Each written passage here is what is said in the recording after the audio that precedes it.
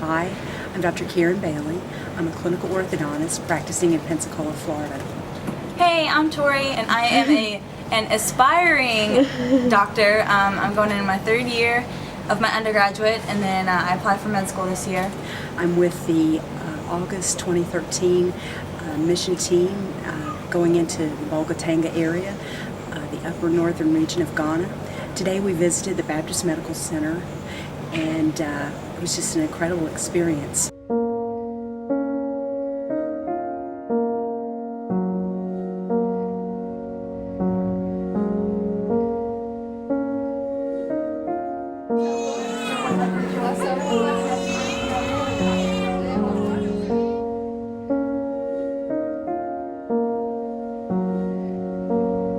This place was just a little building, had a couple other buildings off to the side, but it was just a small little thing, and there was 2 rooms for surgery, a maternity ward, a children's ward, and it was different. I mean, it was dirty. Like, you walked in and you looked at the surgery table and you thought, wow, I don't even want to touch that, much less be operated on it. You felt unclean walking through it. We all came out and wiped with wet wipes just to get the clean, the smell off of us, and it was just really humbling to see that, because you don't see that in America. You never see just people laying there looking like their life was on the line. I was one of the only ones to go into the surgery room, and you walk around and there's just cabinets of medicines, and everything that you could imagine was just thrown all over the place. The surgery table looked like it hadn't been cleaned in 40 years. It was just dirty, and the lights were dirty. You looked at the floor and it was just covered in stuff. You don't even want to think about what stuff was on it. And needles lying around in little piles. And the equipment looked, again, 40, 50 years old. We saw the hazardous waste basket, and it was just it was the same thing in America, a little red basket, but it just was just gross. Like, in America, they're so sterile and clean, and they don't want anybody who touches it to get infected, and here it was just covered in junk. I don't even know what it was.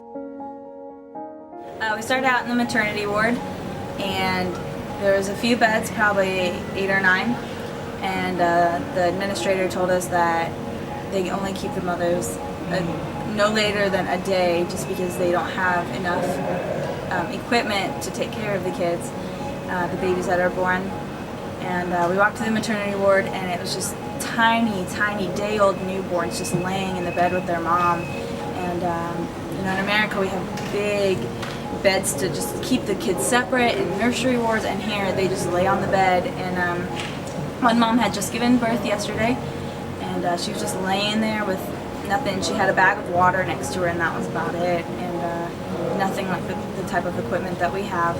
And they said they deliver 200 babies a month, which is, they do not have enough supplies for each one.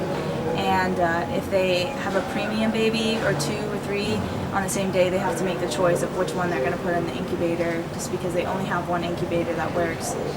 So imagine that, like, having to decide which baby you're going to help to live when you have 2 or 3 that need an incubator.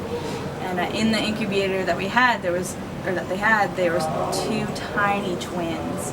They were just cuddled up right next to each other, and it was really heartbreaking. I mean, I can't imagine the toll that takes on the people's lives, that they have to decide which child they're going to put in the one incubator. And so to me, that was just heartbreaking.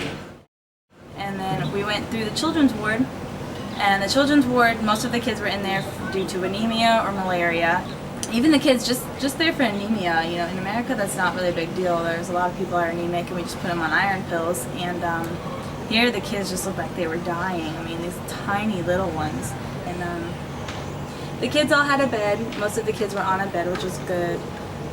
But again, the cleanliness was just so questionable. Everything was just dirty, and you could just smell. Pastor Lonnie asked me, if I could stomach it, and I said yes, but he just said that he couldn't even stomach the smell, much less take care of his kids. So the people that work there definitely have a calling for that, and God has definitely blessed that hospital by putting them in there. But again, it's just so sad. Your heart just breaks for every child in there. It was definitely eye-opening, and it shows you, we're thankful that the Baptist Center is here, but at the same time, they just need so much help. They just need so much money to run this thing, and they're not getting it. I was so happy when we entered the facility and I saw that there was a dental clinic on the premises. Just one very small portion of the clinic is dedicated to relief of dental disease, and we were allowed to tour the area by the administrator of the entire clinic.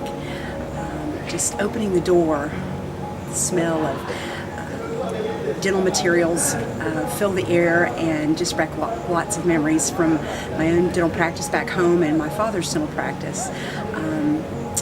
However, stepping into their clinic, while being a great experience, it also broke my heart because the equipment there is very much in disrepair. It's old. Some has to be in excess of 50 years. The hydraulics don't work on many of the units. The chair does not move at all. Really broke my heart to see that being the best that was available from that facility.